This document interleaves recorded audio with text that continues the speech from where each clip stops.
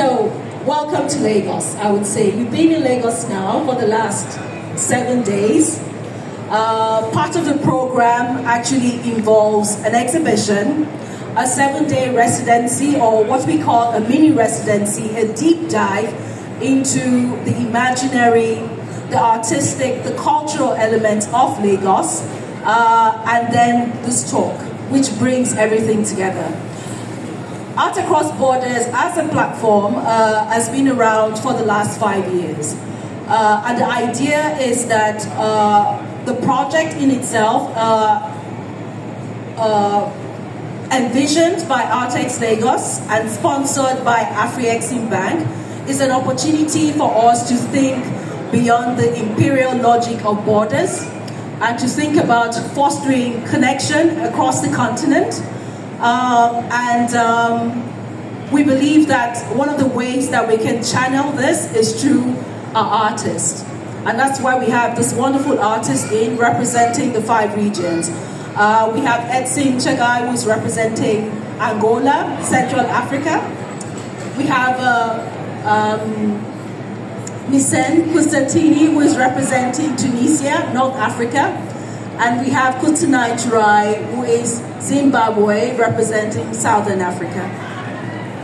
So we're going, and I think I'm just going to go straight to Edson, to your work on display. We spoke about the title of the work when we were preparing for this. So do you want to tell us a little bit about the work? Yes. Good afternoon, everybody. Thank you for having me here. The title of the work is Tipo Passe, which is a word in Portuguese that normally used to talk about, that reflects the kind of portraits you do for identification cards or passport. In this case, it's for passport picture. Yeah, and then this project actually came out because of a situation that happened. In a collection, in a house of a collection of a friend, he had all of these objects of African masks and different kinds of sculptures. But many people, they would go there, they would be quite afraid of it.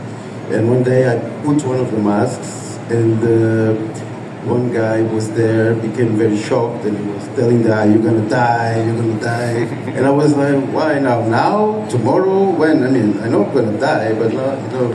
So that reflection really created an impact, and I start digging into it, and then the situation also to come up with the idea of a passport picture was also because I was renewing my passport during that time as well, and I went to a shop to take portraits for my passport. And in Luanda, in Angola, normally you need to, for a passport picture, you need to be neat, you need to, you know, in shirt, you need to be. And I was with the normal shirt coming from work, and then the guy didn't have, because some shops you have actually the clothes to put it, to help you. The guy just brought me to a computer and say, choose one of those. So it was full of pictures with suits with no head. So you could choose, and through your picture you would make a collage and something, and that's how I would have a photography, a photo. And that also made me think about the idea of, you know, identity, and it makes sense to photograph.